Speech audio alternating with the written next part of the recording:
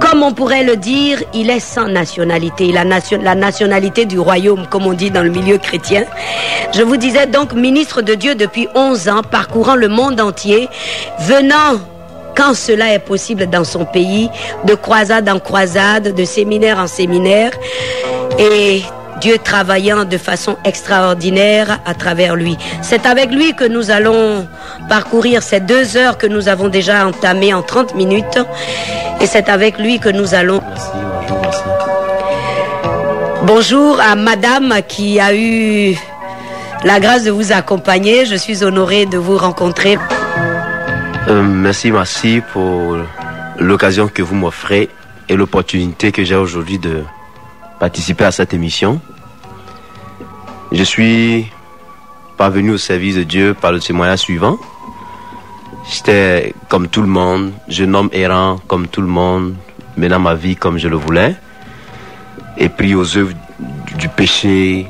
Nous étions des frères et sœurs à l'école, hommes et orphelins. Quand papa est décédé, on a été confiés à Divo, à notre oncle, c'est-à-dire le plus petit. Vous aviez quel âge? Au moment où papa décédait, je devais avoir 20 ans. 20 ans. Je devais avoir 20 ans. Mais au moment où j'allais connaître le drame que je vais expliquer, je devais maintenant avoir entre 23 et 24 ans. Et donc c'est ainsi que ma vie a commencé à connaître des difficultés parce que j'étais lié par la sorcellerie. Alors que nous savions qu'au village, quand tu progressais, quand on était un enfant, faisait beaucoup d'efforts à l'école ou qu'il réussissait, il était l'objet de beaucoup d'attaques, comme c'est un peu général en Afrique ici. Et voici que je vais être lié, vraiment, sincèrement lié en sorcellerie, lié par la sorcellerie de mon oncle, qui m'avait déjà livré pour être exécuté. Entre-temps, chaque année, dès que le mois de novembre ou alors octobre arrivait, je commençais à avoir des angoisses parce que c'était la période à laquelle je tombais beaucoup malade. À chaque rentrée scolaire, je tombais malade, j'étais évanoui. Mais chaque fois, c'était pas vraiment facile. Et voilà que j'étais envoûté. Vous le sentiez? Je sentais la mort en moi. Je sentais que j'étais envoûté. Mais je n'avais pas conscience que c'était un envoûtement, étant donné que je n'avais pas conscience des choses spirituelles. Donc, mon oncle va vraiment me lier. Sincèrement, j'étais lié. Je pouvais regarder le bus venir et j'avais envie de me jeter sous le bus comme une voix qui me parlait pour me dire, voilà, tu souffres trop dans ton corps, ton père est décédé, il est dans l'au-delà, il faut le rejoindre, mets-toi sous le bus. Il est assez lourd, il suffit qu'il te touche et puis c'est fini, c'est très simple. Et au moment où je voulais me jeter sous le bus, une autre force me retenait et le vent qui suivait l'élan du bus était comme un moyen par lequel mes yeux s'ouvraient pour réaliser que j'allais mourir. Et le taxi de même, quand je voyais le taxi venir, la voix me dit, le taxi d'Abidjan rapide, voilà, mets-toi en dessous. Et c'est comme ça que j'étais animé par un esprit de suicide. Je suis allé même jusqu'à Vridi Canal, sur le haut du rocher, à l'embouchure, là où la lagune et la mer se rencontrent. Et sur le haut du rocher, une voix qui me dit, saute et descends là, saute et descends là. J'ai failli sauter, mais j'ai été retenu par une force au point que j'ai réalisé que j'allais mourir. Et voici que j'ai pleuré énormément ce jour-là. J'ai pleuré, mais malheureux j'étais. Je me posais la question de savoir qui est-ce qui allait me libérer de cette force qui m'animait, cette force qui me tenait plutôt, et qui voulait me détruire. Qui pouvait me séparer de cette mort? Je ne savais pas.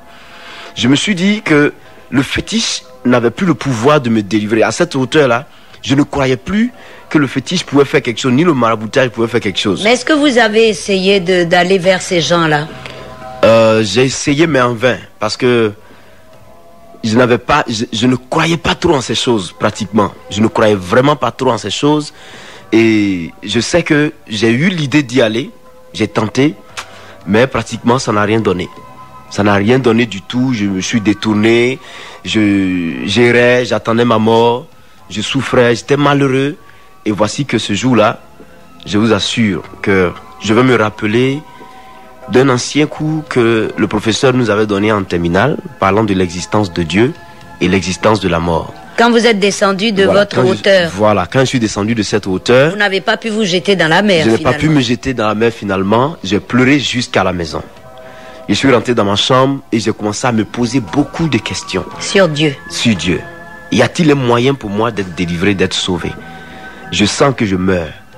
Et donc, j'ai disserté ce sujet-là ce jour-là. Dieu existe-t-il? Et s'il existe, peut-il me sauver? C'était le sujet de ma dissertation. J'ai réuni 4 feuilles, recto verso, les papiers rames, et que en quelques 2 ou 3 heures, j'ai réussi à faire une dissertation, et suite à laquelle je me suis dit, personnellement, qui a été aussi intelligent pour fixer le bois à l'endroit précis où il est, ou qui a été aussi fort pour donner à la mer d'occuper la place qu'elle occupe, à l'eau de couler, aux oiseaux de pouvoir s'envoler, ne touchant pas le ciel et la terre. Et je trouvais en cela, il y a eu une intelligence quelque part, une force qui avait réussi à établir toutes ces choses-là. Et je me suis dit, est-ce que c'est cette force qu'on appelle Dieu? Je m'étais souvenu, par la même occasion, de ce cours-là que le professeur avait donné, parlant de 2 courants philosophiques qui étaient vraiment opposés, oui. Le courant idéaliste et le courant matérialiste. Il nous avait dit à l'école que les idéalistes expliquaient, ils disaient que il fallait croire en l'existence de la vie au-delà de la mort, à l'existence d'un être suprême qui sera l'origine de toutes choses. Et voici que les matérialistes, eux, disaient qu'il n'y avait rien de tout ça, il n'y avait pas de Dieu, il fallait expliquer toutes choses à partir de la matière, il faut transformer la matière, une fois qu'on est mort, c'est fini, il n'y a rien d'autre. Et j'ai déduit personnellement qu'il devait avoir quelque part un être qui serait à la base de la création. Et je me suis dit, si c'est celui-là qu'on appelle Dieu, peut-il me sauver? C'était la question. C'était la question. Et après cette question, je me suis mis à genoux, j'ai eu l'envie de prier. J'ai fait une prière, je vous salue Marie, mais je ne me suis pas senti réconforté.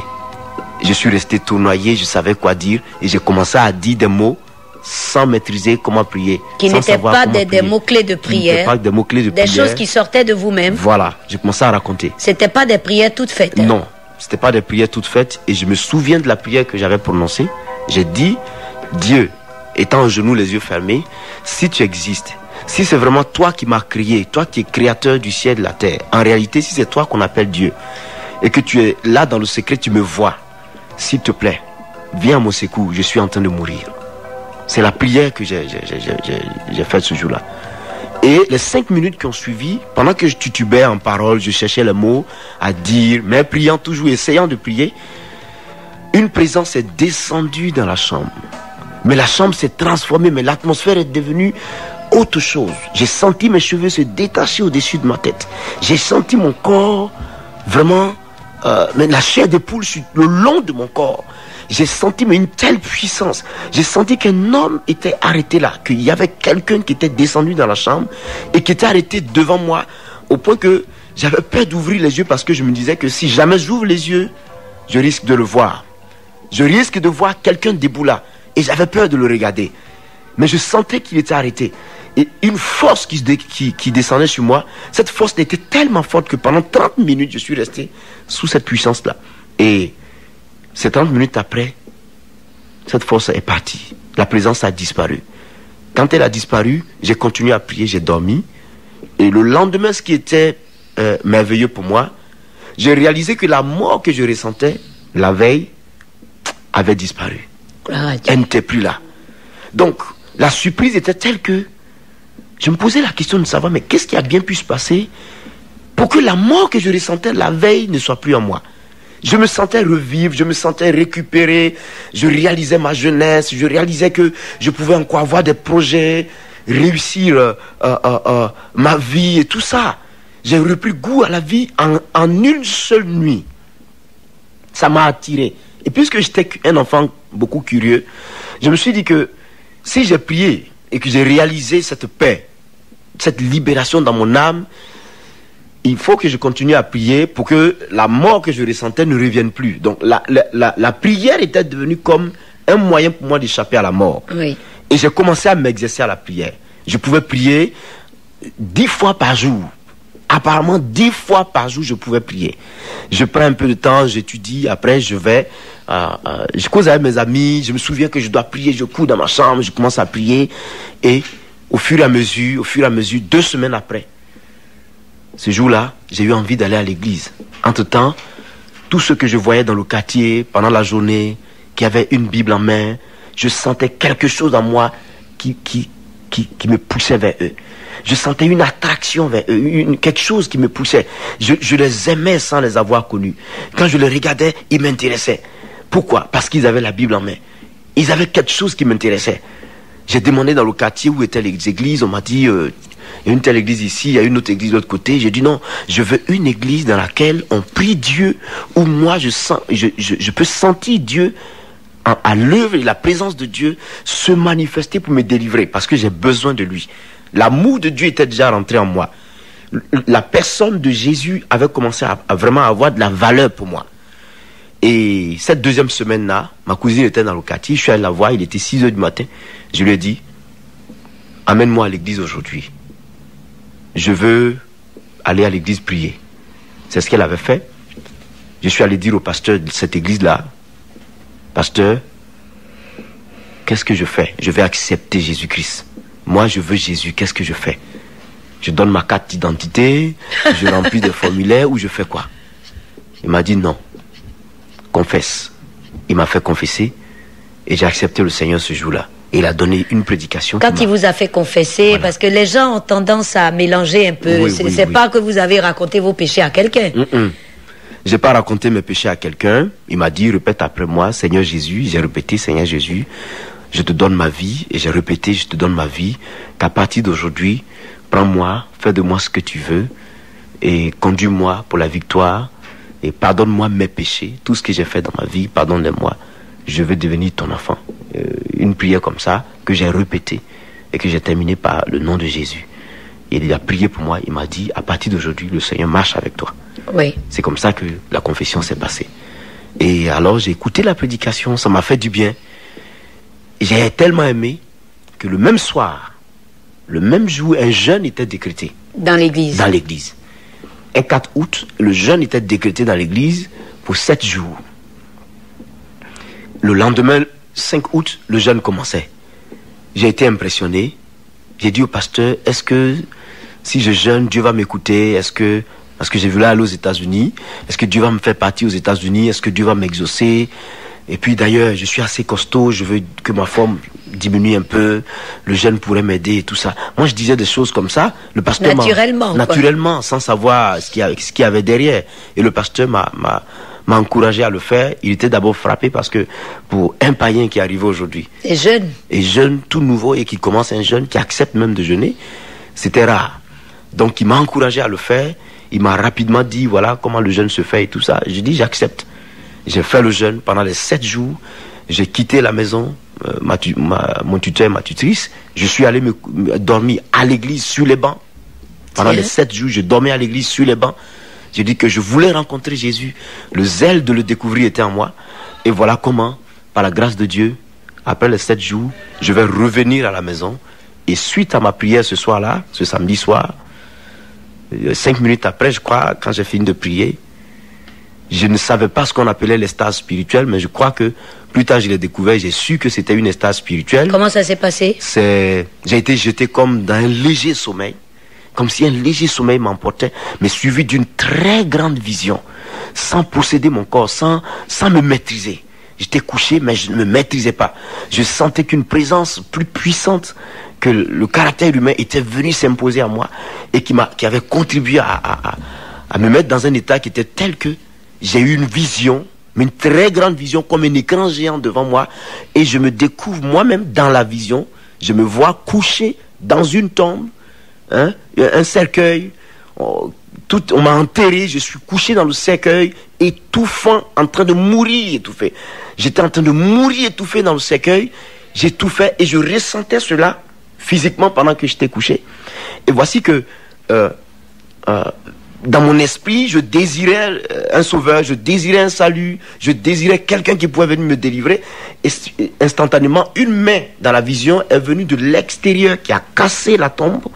Et une très puissante main et une lumière a pénétré dans la tombe de mes pieds jusqu'à ma tête, qui a éclairé tout l'intérieur de la tombe. Et je regardais, étant couché du dos, je vois à mes cheveux un ombre noir qui vraiment tremblait, qui vibrait, cherchant un moyen pour s'en sortir, pour fuir, partir. Je le voyais là et j'ai crié 4 fois au nom de Jésus, Satan, libère-moi. 4 fois j'ai crié. Ma tutrice avait perçu ma voix. Elle est venue ouvrir la porte. Je me suis levé en sursaut, j'ai commencé à pleurer. J'ai dit, mais qu'est-ce qui se passe? Qu'est-ce que tu as, Séverin? Je dis, voilà ce que je viens de voir. Elle n'avait pas d'explication à cela. Au point que le lendemain, à 6 h du matin, je me suis rendu chez le pasteur pour lui expliquer. Il m'a dit, tu ne mourras pas, n'aie pas peur, tu ne mourras pas, que si tu n'avais pas accepté Jésus cette semaine, tu allais certainement connaître la mort. Mais cette puissante main que tu as vu casser la tombe, c'est la main de Jésus. Et la lumière que tu as vu pénétrer dans la tombe, c'est la puissance du Saint-Esprit qui est venue en toi, vers toi, à partir du moment où tu as accepté Jésus pour te délivrer et te sauver. Et ce tête noire que tu as vu, c'est le diable. Et la mort certainement qui t'envoûtait, c'est cette mort-là qui cherchait un moyen pour fuir. Tu ne mourras pas, crois au Seigneur, tiens ferme et tu ne mourras pas. Et j'étais tellement frappé de curiosité, j'ai dit, je veux jeûner encore. Très bien. Quand frappé de curiosité, je me suis dit, si j'ai jeûné, que cette vision m'est arrivée, alors il faut que je jeûne pour que Dieu continue à travailler. Et je me suis mis à jeûner. Je jeûnais pendant 7 jours sans manger. Ah bon? Je laissais passer 3 jours. Et ensuite, le 4e jour, je démarrais un autre jeûne de 7 jours. Ainsi de suite pendant 2 mois et demi. Ça alors? J'avais maigri. Ma tutrice même s'inquiétait, qui me disait, tout le monde va à l'église, mais toi, depuis ton histoire, cette histoire-là, ta chrétienté là, vraiment, Séverin, je sens que pour toi, c'est la mort. Ta chrétienté, tu ne manges pas. Tout le monde mange, tu ne manges pas. Est-ce que Dieu t'a dit de faire ceci, de faire cela? Tu vas mourir. Je lui disais, je ne sais pas pourquoi je fais ça, mais je suis poussé à le faire. Et moi-même, je ne me rendais pas compte, alors que c'était le plan du Saint-Esprit, oui, pour détruire la base de l'esprit mauvais en moi, pour me conduire à la délivrance. Et c'est ainsi que ce soir-là, j'avais coupé le jeûne après 7 jours de jeûne, un mardi, et j'avais mangé un peu, je suis allé me coucher. J'ai eu mal jusqu'au matin. Je suis allé à la selle jusqu'au matin. Mes forces, jusqu'à 10 h, mes forces étaient finies. Je suis tombé sur la chaise anglaise. On m'a envoyé au salon. J'étais raide, vraiment mon corps était raide. Mais il n'y a que ma mâchoire seule qui tenait. Tout était raidi sur moi. Tout s'était raidi sur moi pratiquement. Et sans cause? Sans cause, je ne savais pas ce qui se passait. Les pompiers sont venus, c'était tellement grave que les pompiers sont intervenus au quartier, me prendre à Port-Boué, qu'on m'a conduit au CHU de Trècheville. Et pendant que nous partions, les pompiers, je voyais des pompiers qui essuyaient leurs larmes, qui se disaient, mais on a eu plein de maladies, des cas de maladies qu'on a transférés, mais celui-là, c'est vraiment assez particulier. Et j'ai crié comme ça pour dire, ne pleurez pas, parce que je sais que je ne meurs pas au nom de Jésus. J'avais crié comme ça, ne pleurez pas du tout, je sais que je ne meurs pas au nom de Jésus. Je n'ai plus su comment nous sommes parvenus à l'hôpital. Je n'ai vraiment plus su, pratiquement, je vous assure que je n'ai rien su. Ça s'est passé comme en un clin d'œil. 3 médecins se sont disposés à me consulter. Je réclamais à boire. Quand on me donnait à boire, je vomissais l'eau. L'eau réjaillissait, mais avec une pression pas possible. Et on allait me faire coucher dans une chambre. Et à l'hôpital? À l'hôpital. Je me souviens toujours de cette scène. Une dame vêtue de blanc a commencé à courir d'un autre bâtiment. Elle a couru dans l'allée jusqu'à venir au niveau où j'étais, dans la chambre où j'étais. Elle a dit à tout le monde, il y a un jeune homme qu'on vient de mettre ici tout de suite, vous l'avez mis dans cette chambre-là. Si vous ne l'enlevez pas de là, il meurt. Aussitôt que j'ai été récupéré, que nous sommes arrivés dans le couloir, j'ai perdu connaissance. Je suis rentré dans un coma, j'ai perdu connaissance.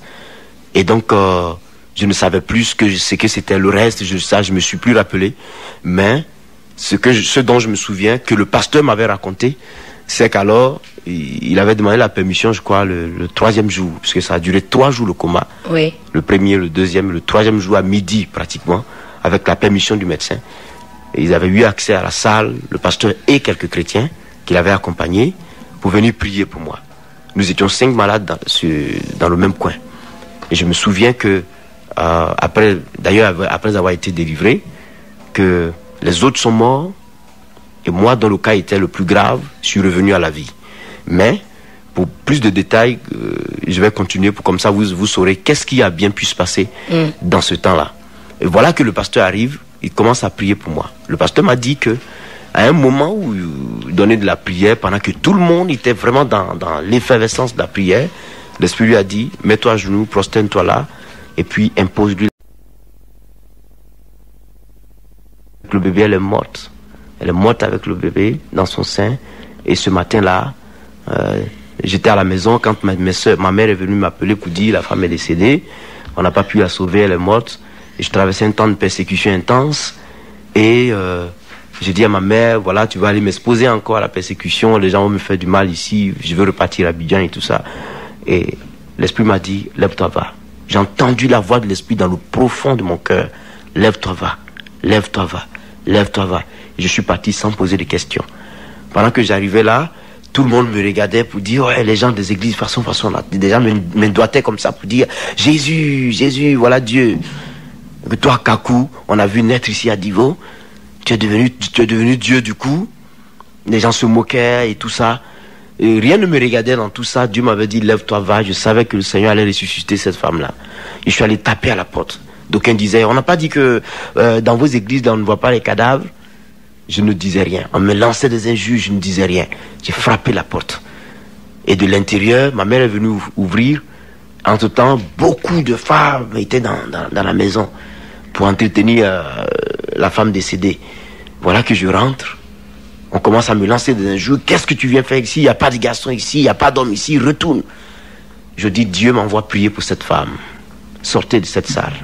Personne n'a voulu m'écouter. Ça rappelle quelque chose de la Bible, ça. De la Bible, parfaitement. Je leur ai dit, si vous ne voulez pas obéir, que pendant que je serai en train de prier, si quelqu'un de vous tombe dans cette salle, je ne suis pas venu pour quoi que ce soit, je ne te toucherai pas, tu vas souffrir au sol. Une vieille femme qui ouvre la bouche qui dit, ah, le petit Jacques, mon père s'appelait Jacques, le petit Jacques, il paraît que quand il prie, les gens tombent. Donc, je ne veux pas être nip à un enfant ici, moi je sors. Et donc, la vieille est sortie. Quand elle est sortie, les autres ont commencé à traîner leur pas en se regardant et elle sortait, mais avec nonchalance, ça me disait rien, pourvu qu'elle sorte. J'ai appelé ma mère, j'ai retenu la petite soeur du chef du village et puis notre maman.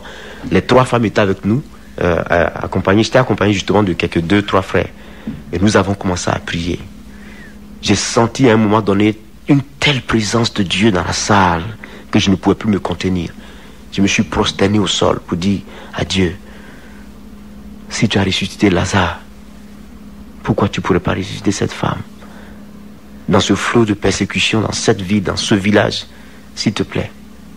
Si tu m'as dit de venir ici, c'est parce que tu devais guérir cette femme. Tu savais que tu allais la ressusciter. Voulez-vous parler fort, prophète? Voilà, je dis à Dieu, c'est parce que tu savais que tu allais la ressusciter. Merci pour... Merci. Et je me suis mis là et j'ai posé la main à cette femme. J'ai entendu... La voix du Seigneur me dit, proclame ma gloire sur elle. Donc j'ai proclamé la puissance de Dieu en criant, femme, au nom de Jésus, retrouve la vie. Mort, sort d'elle. Et au même instant, c'est comme un courant électrique qui a pénétré le corps de cette femme-là. Elle a commencé à crier, mais elle a poussé un cri. Le cri était tellement fort que cela a fait des contractions. Et le bébé est venu. Immédiatement. L'enfant est venu immédiatement, mais mort. Elle a commencé à respirer. Mais où je suis, en le disant en dida. Où je suis. Et j'ai pris l'enfant. J'ai constaté qu'il était mort. Je me suis accroupi, me prosterné encore devant Dieu avec le bébé. J'ai posé ma main sur son cœur. Et l'autre main, je le tenais par la tête, oui. sa nuque dans ma paume gauche. Et ma main droite posée sur son cœur. J'ai prié Dieu pour dire, si tu as commencé, tu vas terminer. Donne à cet enfant de vivre à nouveau, de vivre comme sa mère vient de recevoir la vie. Et j'ai poussé le cri, j'ai dit, enfant, reçois la vie au nom de Jésus. J'ai senti sous ma main le cœur du tout petit battre. Je savais que l'enfant revenait à la vie, j'ai commencé à glorifier Dieu. Mais une telle présence de Dieu était dans la salle que je dis à Dieu, donne-moi un signe que tu l'as ressuscité. Qu'il urine, qu'il crie, qu'il pleure, donne-moi un signe. Au même instant, il a uriné. Il a crié, il a commencé à crier. Et les gens de l'extérieur avaient entendu les pleurs d'un bébé. Donc, ne voyant pas ce qui se passait dans la salle, Ils étaient tous pressés, ils ont cassé la porte. Ils sont voir. rentrés pour voir. Voici une femme, la femme morte, ressuscitée. L'enfant est né, mort, ressuscité à son tour. Aujourd'hui où je vous parle, j'ai les preuves à niveau. Le tout petit, elle doit avoir 7 ans, 8 ans maintenant. Il vit. Je l'ai vu tout récemment. Et sa mère et lui, ils sont vivants. Les deux sont vivants. Dans le Seigneur. Dans le Seigneur. Ah oui. Et ça m'a impressionné. Ah oui. Ça m'a vraiment impressionné. Ah oui, ça c'est Ce miracle impressionnant. m'a impressionné. Il y a un autre miracle, il y en a tellement. Il y en a tellement. Ah oui, mais celui-là, il est rassasié. Là, Voilà. je crois que les auditeurs, Voilà. aujourd'hui, sont servis. Il y en a tellement que je voulais donner un autre, mais vraiment très. Allez-y, on a le temps, on a le temps. En fait, on peut partir à 3 heures aujourd'hui. Hein. Y a pas de problème. Je demande pardon, madame. Il n'y a pas de problème. Et donc, je suis allé à Tabou. Oui. Un autre, hein, je suis allé à Tabou. J'arrive, je commence une croisade, mais on m'emmenait des malades on les transportait sur les béquilles, mais des guérisons que Dieu avait opérées. Et le dernier jour, il était 16 heures. Je devais revenir à Abidjan. Pendant que mes affaires, déjà, donc on accompagnait mes bagages plutôt à la station du car. Oui. Un enfant meurt, une fillette de, je crois, 10 ans, meurt à la maison. Son père le prend, torse nu. Le monsieur a commencé à crier, pleurer. Un homme qui arrive avec un mort, vous êtes à la gare. Déjà à la gare. Déjà à la gare. Le monde m'avait accompagné. Mais du monde qui m'avait accompagné à la gare, plus d'une quarantaine de personnes étaient venues m'accompagner. Ayant vu ce que Dieu avait opéré. D'aucuns pleuraient, ne va pas à Abidjan, reste avec nous. À la gare, on m'amène un mort. Ça alors. Le monsieur sur lequel j'avais été hébergé durant le séjour, à Tabou, cet homme-là va s'adresser à lui pour lui dire, ben, ma fille est morte, voilà, il faut voir le serviteur de Dieu, s'il peut prier pour ma fille. Le monsieur aussi qui arrive vers moi pour me dire, voilà un cas qu'on nous apporte. Mais ça, c'est une fois, ça. Elle Voilà. était déjà, l'enfant était déjà mort. Déjà, l'enfant était mort. La fillette était morte. Il vient me dire, voilà, il y a un mort qui est là. J'ai dit, mais un mort, quand quelqu'un meurt, on l'enterre. Moi-même, je vais mourir, je serai enterré, puis c'est fini. C'est Jésus qui est Seigneur. Et il a donné une parole qui m'avait tellement touché que je n'avais plus, je me têtu automatiquement. Il m'a dit, mais s'il est arrivé ainsi, c'est pour que Dieu soit glorifié. Oh là là. Mais comme une bombe que le monsieur avait foutu dans mon cœur. Je ne savais plus quoi faire. Je regardais autour de moi. Si je pouvais avoir une étoffe de tissu, si je pouvais avoir un pagne, si je pouvais ramasser quelque chose sur lequel j'allais ordonner qu'on fasse coucher la fillette. Je découvre un vieux sac, le sac dans lequel on met le cacao là, oui. Un vieux sac qui traînait là. J'ai dit, apportez-moi ce sac s'il vous plaît. On me l'envoie devant le public. À la gare. À la gare. Je dis, je ne sais pas ce que je dois faire, mais où est la fillette? On me la présente. Une autre idée me vient dans l'esprit, comme quoi le don de Dieu n'est pas de la spéculation. Je me suis dit, mais c'est le don de Dieu, c'est du spectacle et tout ça. Donc il faut que j'aille chercher un petit coin quelque part, un salon, demander à quelqu'un de m'offrir son salon, ne serait-ce que pour 1 minute, je veux prier. Aussitôt que j'ai pensé à cela, aussitôt que j'ai reçu 3 pas, en tout cas 3 pas, j'ai bien compté mes pas, 1, 2 et 3. Et 3e pas, l'esprit m'a bloqué le pied. J'ai senti mon pied bloqué par l'arrière.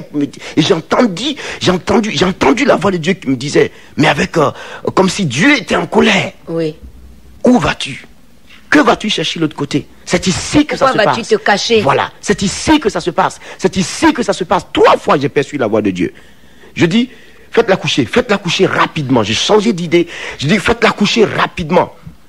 Et on me l'a fait coucher, je me suis accroupi là. Tout le monde avait une position de, je ne sais quoi, mais un événement. On avait l'impression que j'étais là en public là. J'ai glorifié le Seigneur. Je dis, Seigneur, merci. Elle est morte. Si tu as permis que cet homme vienne avec cette fillette ici, vers moi, pas parce que je suis important, mais à cause de ta grâce. Parce que certainement, tu as trouvé que tu allais faire quelque chose. Redonne-lui la vie. Et j'ai imposé la main sur elle. J'ai ordonné mort. Je t'ordonne de quitter cet enfant au nom de Jésus. Vie, reviens en elle. Elle a crié. La fillette a crié, waouh, automatiquement. Elle a crié, et puis ensuite elle a crié, papa, papa. Je l'ai soulevée. Et je suis allé redonner la fillette à son papa. Je lui ai dit, crois au Seigneur Jésus, tu seras sauvé, toi et ta famille. Alléluia. Mais ça a crié. Ah oui, dans une gare, je peux imaginer. L'onction est tombée dans la gare. Oh là là, l'onction est tombée dans la gare. Mais une onction de guérison est tombée dans la gare. J'ai vu une femme, comment on appelle ça, un lépreux. Oui. Qui était là, la puissance de Dieu est tombée sur lui. Mais c'était tellement émouvant que l'onction tombait comme ça partout. Les gens avaient des démons, mais qui tombaient là. Me voici. Un miracle de résurrection que Jésus venait de démontrer là. Ma Bible est dans ma main. Mon sac est à côté de moi. Voici le cas qui est de l'autre côté. La foule arrive. Les cris montent. Ceux qui étaient chrétiens crient Alléluia. Et je voyais le monde qui venait. Ça a attiré tellement de personnes. Fallait-il que je continue à voyager? Fallait que je m'arrête? Je ne savais plus quoi faire. J'ai opté pour une croisade d'évangélisation immédiatement à la gare. Oui.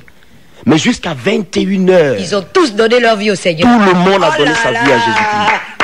C'était formidable. Ah oui, j'imagine. Mais extraordinaire. Donc Dieu a enrichi ma vie avec de tels témoignages. Si je dois sélectionner, ça va être terrible. Il y en a tellement. Il y en a tellement sur la France. En musique voilà. Annoncer Jésus et continuer à annoncer Jésus. Mais dans la simplicité la plus totale. J'ai vu la gloire de Dieu. Et je suis étonné jusqu'à aujourd'hui. Dieu continue de m'étonner dans ce qu'il fait. Alors, j'ai servi Dieu en tant qu'évangéliste et j'ai commencé à réaliser quelques années après que quelque chose de nouveau a commencé à se passer en moi. Pendant que je prêchais, il est arrivé un moment où je réalisais qu'il fallait ordonner à tel démon de sortir d'un corps. Quand je le faisais, il sortait. Je ressentais les problèmes que les gens avaient. J'ai commencé à ressentir que telle personne doit avoir une telle situation, une telle situation, une telle situation. Quand je lui parlais, elle me répondait oui. Et je ne savais pas que c'était ainsi les dons de révélation qui arrivaient en moi, mais qui ont commencé à se développer. J'ai vu ces dons-là émerger vraiment dans ma vie au point que je pouvais savoir avec précision, à des moments donnés, que tel avait tel problème. Telle a été la situation, l'origine de son problème et tout ça.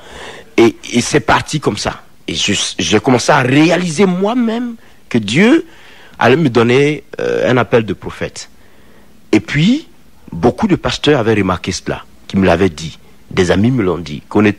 Pasteur Konetenon, lui le savait intimement parce qu'on jeûnait beaucoup ensemble et Dieu lui avait révélé que, en fait, le ministère précis qu'il m'avait accordé, c'était un ministère de prophète. J'ouvre une parenthèse. Pendant toute la partie d'évangéliste, vous avez en fait depuis comme le début de votre délivrance, du jeûne et de la prière votre credo, c'est-à-dire en dehors du chant. En dehors du chant, vous étiez en jeûne et en prière. J'étais en jeûne et prière avec ma Bible en permanence. Je me souviens que j'ai passé 2 ans à jeûner chaque mois 10 jours sans manger pendant 2 ans. Après ça, j'ai continué pendant 2 ans encore, 1 semaine chaque mois. J'ai continué ça. Et après cela, l'Esprit m'a appelé à faire un jeûne. J'ai perçu la voix de Dieu qui m'a dit porte le deuil de Daniel, porte le deuil de Daniel. Pendant 21 jours, je suis allé jeûner sans manger. 6 mois après, l'Esprit m'a conduit à aller jeûner encore. Je ne savais pas pourquoi l'Esprit me pressait. Aller jeûner encore pendant 30 jours, 30 nuits, j'ai jeûné. Je suis revenu 6 mois après encore. L'Esprit m'a conduit à aller jeûner 40 jours, 40 nuits. Après cela, j'étais fatigué. Et Dieu m'a lâché par rapport au jeûne. Et maintenant, j'étais maintenant appelé à faire face au travail sur le terrain. Voilà, donc on revient à la prophétie. Au travail sur le terrain, voilà comment les choses ont évolué. Et puis... Donc les autres recevaient que vous alliez être prophète. J'allais être prophète. Mais je n'acceptais pas cette idée. Tiens, pourquoi? Je n'acceptais pas du tout parce que pour moi, j'aimais le ministère d'évangéliste, et il gagnait des âmes, c'était extraordinaire les expériences que je vivais. Et puis, à l'idée de croire que je vais mourir martyr parce que les prophètes meurent martyrs, souffrent beaucoup. Il y a ceci, je me souviens qu'Ésaïe a été scié, il est mort scié en 2. Jérémie a été projeté dans la boue, dans le puits. Et du fond du puits, il prophétisait en disant Israël, vous serez en captivité à Babylone et tout ça. Ils ont souffert. Élie a souffert, Élisée et tout ce monde-là. J'ai dit non, je ne peux pas être prophète. Il y a ceux que Dieu peut appeler prophètes, mais pas moi. Je me plais dans le ministère d'évangéliste. Jusqu'à ce qu'on atteigne 1996 ou 97 précisément, où nous étions à la convention nationale de l'église Foursquare, en face d'une foule de 5000 personnes, apparemment 5 à 6000 personnes qui étaient là. Et puis, un frère a commencé à prophétiser le dernier jour de la convention. Et il prophétisait. On n'avait jamais vu cet évangéliste-là prophétiser. Nous le connaissions. Nous qui étions tous appelés à servir Dieu dans cette église, on se connaissait nous tous. Oui.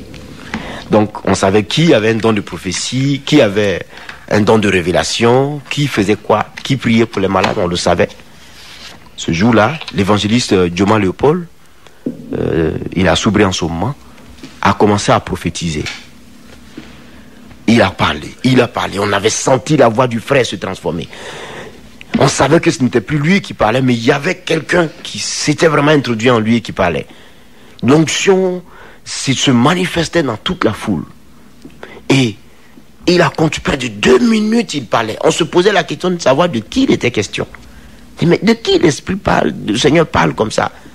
Quel est celui-là que Dieu est en train de désigner? Tant. Jusqu'à ce que il cite quelques paroles que Jésus m'avait citées, m'avait données quand j'étais couché sur le lit de l'hôpital. La parole est sortie ainsi pour dire, je te l'avais dit, je m'étais révélé à toi, je te l'avais dit quand je t'ai ramené à la vie sur le lit de l'hôpital. Donc cette expression m'a fait tiquer. Pour bien identifier. Voilà, pour bien identifier. Il est parti précisément toucher du doigt la situation. Et que je t'avais dit que je te connaissais depuis le sein de ta mère. Sincèrement, en ce moment précis là, mon cœur a été touché. Mon cœur a commencé même à battre. Quand la parole est sortie, je t'appelle aujourd'hui prophète des nations. Tu es mon prophète, je t'ai appelé, je t'ai établi pour être la lumière des nations. Souviens-toi de cette parole. Tu es mon prophète et je t'appelle prophète pour les nations. C'est comme ça. Et toute l'église Foursquare en est témoin. Tout le monde était là. Et mon nom est sorti. Il a même dit mon nom. Ne te pose pas de questions, ne cherche pas à savoir de qui je parle. C'est de toi, mon serviteur Kakou, que je parle. Il a dit, consacrez-le-moi à nouveau. Consacrez-moi cet homme à nouveau. Il a réjoui mon cœur, il a fait ma volonté. J'ai vu son obéissance. J'ai vu son humilité devant ma face. Je l'appelle aujourd'hui prophète des nations. Moi, Dieu, je l'ai établi. Vraiment. Là, je ne pouvais plus reculer. Je n'avais jamais accepté cette expression-là. Mais je ne pouvais plus reculer. Parce que quand Dieu a décidé, c'est ça. Et ce que Dieu a mis en toi, c'est ce qui va réagir, ce qui va se manifester. Oui. Donc que tu acceptes ou que tu n'acceptes pas, si c'est le don de prophète que Dieu t'a accordé, dans tous les cas, c'est ce don-là qui va opérer. Donc me voici dos au mur, les pasteurs m'ont appelé. Et tous les pasteurs, une quinzaine de pasteurs qui étaient là, ont prié pour moi, pour me consacrer à nouveau à l'Éternel. Et depuis ce jour-là, un aspect nouveau est venu sur ma vie. Mais une telle force, une plus grande efficacité dans la manifestation des dons de l'Esprit, dans la puissance de la guérison, dans la délivrance. J'ai remarqué, même dans la révélation, une précision, mais même une façon précise de découvrir les Écritures. Oui. Voilà, tout a changé. C'était quelque chose de nouveau. De nouveau en moi. Et c'est à partir de ce jour-là que l'appellation prophète est venue sur ma vie. Un mois en Allemagne, Dieu a fait à Bonn des choses extraordinaires. Une femme était paralytique. C'est la femme d'un médecin. La femme d'un médecin. D'un médecin en Allemagne. La femme d'un médecin qui était vraiment un médecin un médecin plutôt renommé, respecté dans la ville. Elle vient à la croisade ce jour-là. Je suis poussé à lui poser la question en pleine scène pour lui dire, je lui demande, mais madame, vous croyez que si je prie, Dieu peut vous guérir? Elle dit oui. Vous croyez que le Saint-Esprit peut vous soulever, vous donner la guérison maintenant? Elle dit oui. Vous le croyez? Elle dit oui, je le crois. Je dis alors, si vous le croyez, par la puissance du Saint-Esprit, levez-vous et marchez au nom de Jésus. Le pied, il y a eu comme le nerf a été tiré, elle a crié du coup. Et cette femme s'est levée Elle a de sa commencé à marcher chaise. devant toute la salle. Mais les gens criaient. Les choses sont parties comme des miracles, des chômeurs qui ne travaillaient pas, qui ont commencé à travailler. Des femmes ont eu des enfants après ce mois-là. Mais beaucoup de choses se sont passées en Allemagne. Les gens ne voulaient pas me laisser venir. Dieu confirmait ainsi sa Voilà, parole. confirmait sa parole par les signes et par les prodiges. Je suis revenu à Abidjan. Ensuite, je suis reparti en Allemagne. Les temps qui ont suivi, ils m'ont rappelé. Et ainsi de suite, c'est parti. Je suis allé en France, je suis allé en Angleterre, où là, il y a encore beaucoup plus. En Angleterre, mais là, c'était grave. C'était grave. Les 2 fois que j'ai été là-bas, c'était extraordinaire. Vous allez à Londres aujourd'hui, vous trouverez toujours le témoignage de la gloire de Dieu dans cette ville-là. Vous aurez les témoignages de ce que Dieu a fait. Des gens qui ne voyaient pas, qui ont vu, des Sidéens qui ont été guéris. Une femme avait un cancer, elle est venue à la croisade, elle a vomi son cancer de 15 ans. Aïe!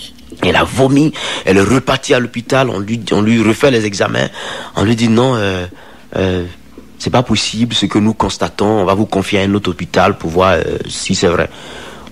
Le deuxième hôpital consulte cette femme, c'est la même chose.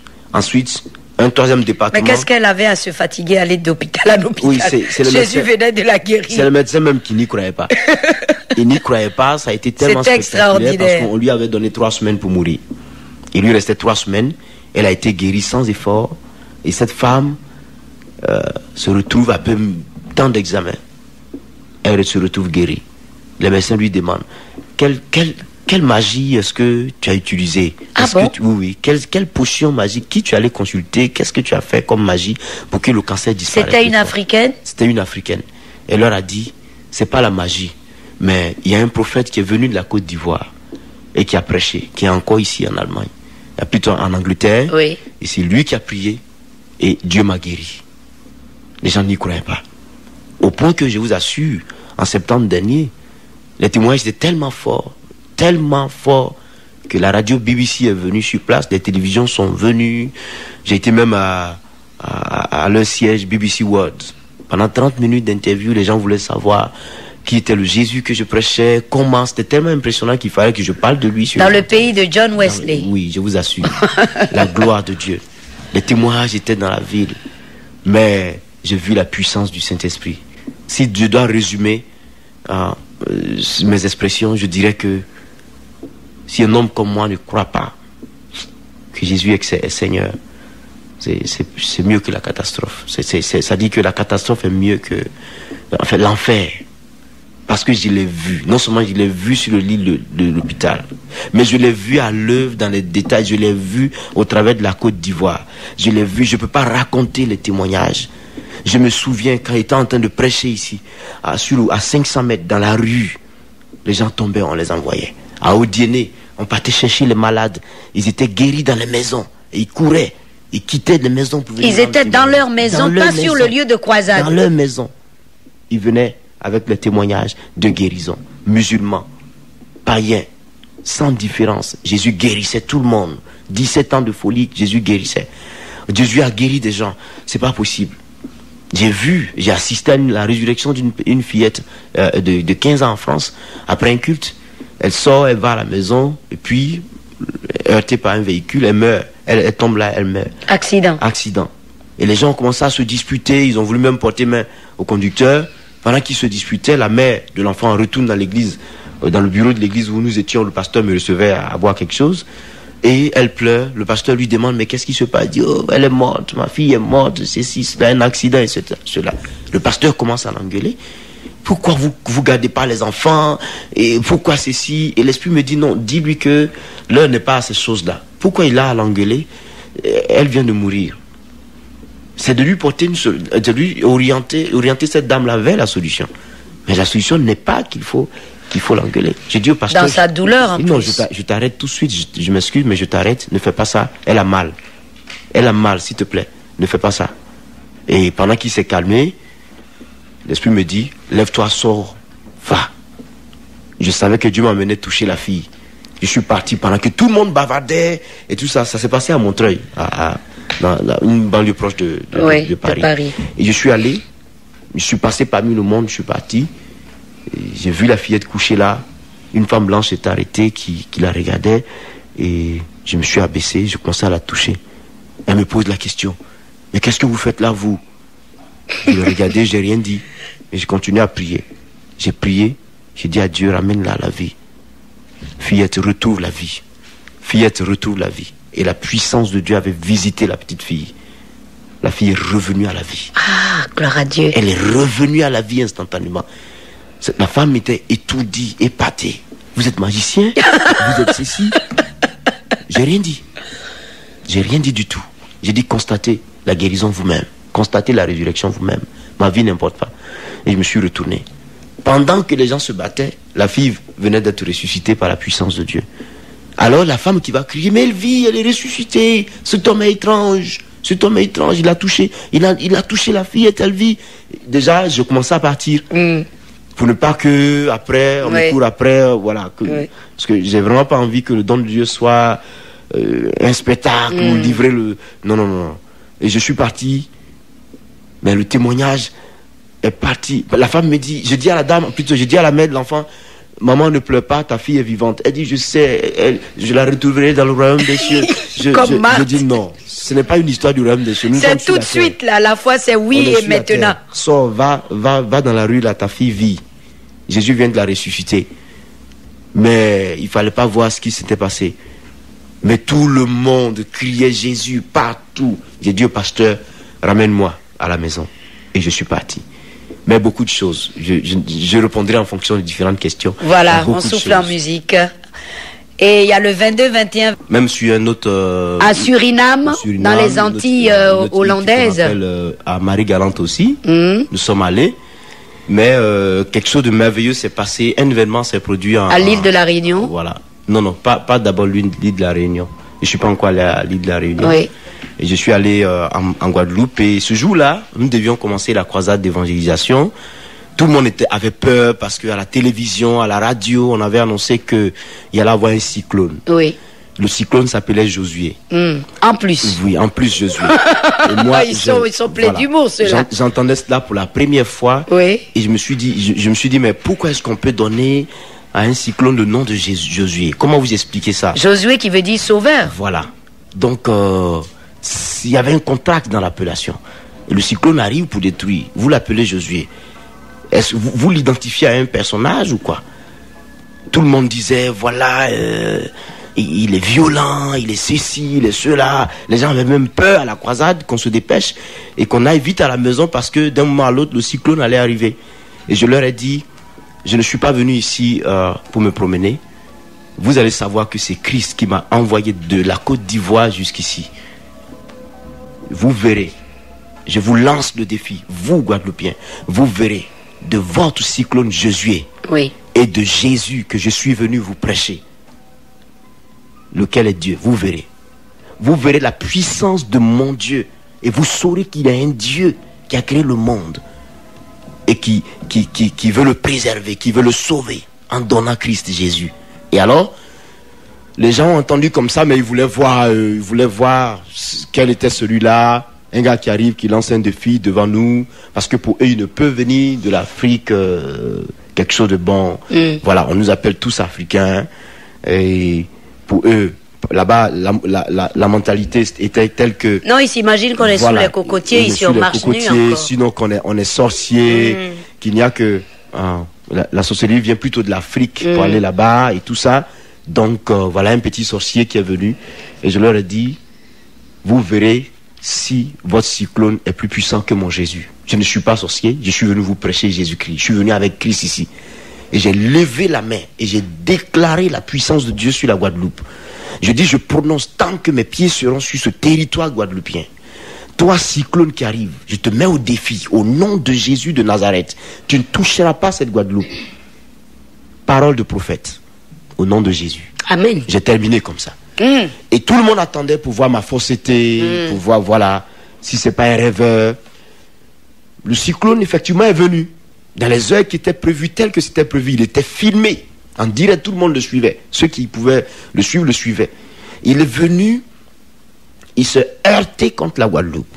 Au bord de la Guadeloupe, le cyclone est resté tourbillonnant, tourbillonnant, tourbillonnant. Parce qu'il a un œil au milieu. Oui, oui.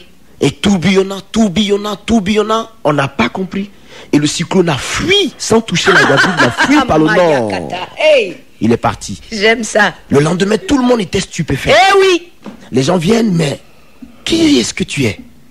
Qui est-ce que tu es? J'ai dit non, je suis un homme comme vous. J'ai pris de l'eau, j'ai un verre d'eau, j'ai bu. J'ai dit, vous voyez que je bois, je suis homme comme vous. Mais vous devez croire en la puissance du Saint-Esprit.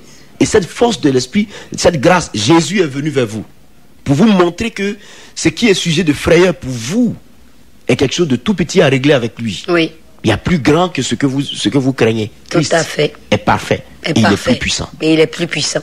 Mais le monde qui acceptait le Seigneur. Ah oui, ça, des milliers. C'était fort. C'était fort. Mais un réveil s'est soulevé en Guadeloupe. Un réveil pas possible. L'unité qui n'était pas là a commencé à venir. Les gens se convertissaient, mais de partout. On est allé dans une ville qu'on appelle Baïf. On a tenu une croisade. On est venu à Pointe-à-Pitre. On a tenu 2-3 croisades sur Pointe-à-Pitre. On a tourné. Mais jusqu'à sur le goudron, le monde était arrêté. Des gens tombaient de partout. Des démons étaient chassés. Et je leur ai dit, je mets à défi les marabouts. Parce que là-bas, il y a une expression qu'on a en créole, garder des affaires. Quand on dit garder des affaires, c'est-à-dire les affaires, comment on appelle ça, ceux qui gardent les affaires, les maraboutages et autres. C'est comme ça qu'on les identifie. Oui.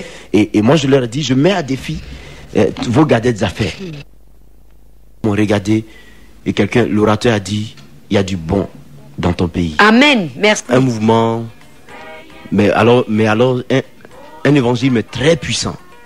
Et tout le monde s'est saisi de ses enseignements pour vraiment édifier. Beaucoup ont été suscités à partir de son ministère. Oui. Aujourd'hui, l'église se tend dans 111 pays du monde. Oui. Et elle avait un credo, voilà. Les 4 piliers de Foursquare. Voilà. Vous nous les rappelez? C'est Matthieu, Marc, Luc et Jean. Voilà, c'est fort en anglais, c'est 4. Square, côté. C'est-à-dire les 4 piliers de l'évangile. Oui. Enfin, si on veut le traduire, on dira le plein d'évangile. Oui. Voilà. Et donc cette femme-là, Dieu l'a utilisée de façon impressionnante. Et l'onction est demeurée dans l'église jusqu'à ce jour-là. Et le constat que nous avons fait, dans toutes les nations où cette église est arrivée, il y a quelqu'un dont Dieu se saisit. Tout à fait. Voilà, quelqu'un dont Dieu se saisit et qui, la même onction arrive et qui continue le travail. Dans le monde entier. Oui, au Brésil, par exemple, il y a plus de 6 millions de fidèles. Il y a un grand réveil au Brésil. Là où il y a eu beaucoup de difficultés, c'est un peu sur l'Europe, précisément en France. Oui. Mais aujourd'hui, la chose est... Il y a finalement une église Foursquare en France. Foursquare reconnue. Qui se trouve où? Qui se trouve dans le 15e de Paris. Ah oui, ça c'est important, dans le 15e arrondissement. Dans le 15e arrondissement. Parce qu'il y a beaucoup qui voyagent et arrivés à Paris, sont embêtés, ne savent pas où aller exactement. Dans le 15e arrondissement. Dans le 15e arrondissement de Paris. Oui, je vous promets l'adresse complète dans les prochaines émissions, le temps d'avoir le numéro exact aux auditeurs. Donc, vous continuez donc la tournée des nations et en Afrique, vous avez fait... Nous avons fait le Togo en Afrique ici. Un tollé au Gabon, bien. Où vous retournez d'ailleurs. Les gens s'attendent à nous au Gabon, rien que par les cassettes, rien que par les enseignements des cassettes, il y a un réveil que Dieu a suscité au Gabon en ce moment. J'ai reçu des lettres où on nous demande de venir, que j'ai été orateur principal, mais comme par la cassette, où des démons étaient chassés dans la foule du monde. Il y avait du monde pour assister à ces projections de films là. Et cela a commencé à susciter un réveil parmi eux. Ils se posent la question de savoir s'il ne faut pas que je vienne pour faire toute une tournée dans le Gabon. Mais c'est impressionnant ce que l'Esprit fait. Partir des croisades enregistrées. Simplement des croisades délivrances et des miracles. Je vous donne un autre témoignage sur Paris. J'ai traité un thème sur les démons et leurs œuvres. À Paris, une femme était folle. Elle était folle dans le salon, avec sa famille était en train de voir la cassette. Et pendant que l'enseignement passait, la dame a reçu la guérison, la folie est partie. En plein salon. Automatiquement. À partir d'une cassette vidéo. À partir d'une cassette vidéo. Ils ont pris le téléphone pour nous appeler. Dieu merci, nous étions sur la France. Pour dire, mais on ne comprend pas, c'est impressionnant, c'est impressionnant. Ah oui. Mais rien que par les cassettes. Et je me souviens qu'un jour, je parlais avec un pasteur en Martinique. J'étais à Paris, il était en Martinique. Il m'a appelé simplement au téléphone. Il parlait avec moi, il dit, je ne te connais pas, mais j'ai entendu beaucoup de bien de toi et tout ça. Et pendant que je parlais avec lui, je lui ai dit, c'est l'onction qui marque la différence. Je vous assure, à 8000 km, il est tombé avec son téléphone. À 8000 km de la Martinique, est très loin de la, de la France. Vous rigolez. À 8000 km, très loin. Il est tombé avec le téléphone. Rien qu'au téléphone. 30 minutes. 30 minutes. En train de parler en langue Kama-Sakama. Il parle. À partir de c'est l'onction qui fait la différence. L'onction qui fait la différence. Je lui donnais l'exhortation comme quoi, pasteur, recherchez l'onction et vivez dans l'humilité, la sanctification. Dans l'obéissance à Dieu, vous verrez la puissance de Dieu. Je crois que les auditeurs écoutent humilité, sanctification, obéissance à Dieu. Allô, il vous donne aussi des messages. Oui, beaucoup. Et en ce moment, notre pays, la Côte d'Ivoire, est un point de mire. C'est ça. Et beaucoup de serviteurs de Dieu, d'enfants de Dieu, ont reçu des messages qu'il fallait que les enfants de Dieu en Côte d'Ivoire se lèvent. C'est ça. D'un même amour, d'un même cœur, d'une même entente pour crier à l'Éternel comme dans 2 Chroniques 7. C'est ça. Alors je voudrais votre avis là-dessus et votre conseil là-dessus avant que nous entamions les séances de prière. Oui, c'est très important ce qui se passe en ce moment, à partir du moment où Dieu est le maître des nations. Et Dieu est celui qui contrôle toutes choses. Nous savons qu'aujourd'hui, l'ennemi est prêt à détruire. La Côte d'Ivoire, par exemple, a des difficultés. Aujourd'hui, le pays a des difficultés. Dieu merci. On vient de traverser une période qui a été assez mouvementée. Je ne peux pas revenir en arrière par rapport à des prophéties en 99 qui ont déjà été accomplies. Ouais. Mais parlons de cette année, nous savons que devant Dieu, en réalité, c'est une année de transition. C'est-à-dire avant même qu'on ne déclare qu'il y a la transition en Côte d'Ivoire, ouais, spirituellement, devant Dieu. Cette année 2000 est une année de transition. L'Esprit m'a fait comprendre que cette année ouvre la porte à une période de perfection qui arrive, où beaucoup plus de prophéties de la Bible seront accomplies, où des nations, beaucoup d'enfants de Dieu connaîtront la prospérité, occuperont des grands postes, seront élevés pour ceux qui vraiment vivront dans la sanctification. Et nous savons que aujourd'hui notre pays est alerté, eu égard à certaines difficultés qui s'opposent, des problèmes qui s'opposent, changements politiques, transition. Nous sommes dans une phase assez mouvementée. Dieu demande à chaque chrétien d'être homme ou femme de prière. Sincèrement, il est temps que les chrétiens s'unissent. Il est temps que les enfants de Dieu se serrent les coudes.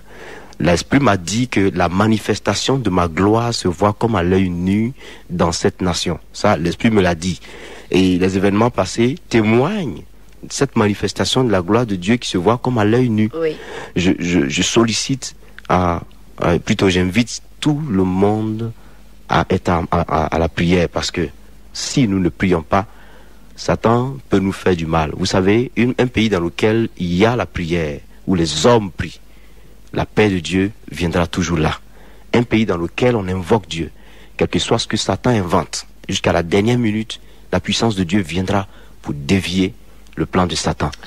Et je vous assure que si nous nous unissons pour prier tel que cela est en train de se faire aujourd'hui, on a vu la fois dernière, le 29 janvier passé, la FECI organisé une très grande rencontre qui a réuni vraiment les chrétiens d'Abidjan et de partout, et qui a été assez extraordinaire. C'est des séances comme ça qui doivent être encouragées.